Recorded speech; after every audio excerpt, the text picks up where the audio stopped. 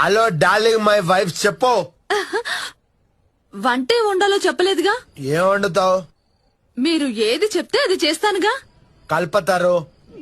భార్య అంటే నీలా ఉండాలి.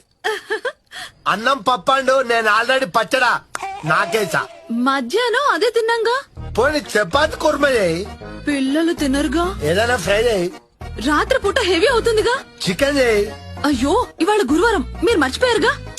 దీని తల్లి హోటల్ నుంచి ఏమైనా తీసుకురానా? హెల్త్ పాడవుతుందిగా.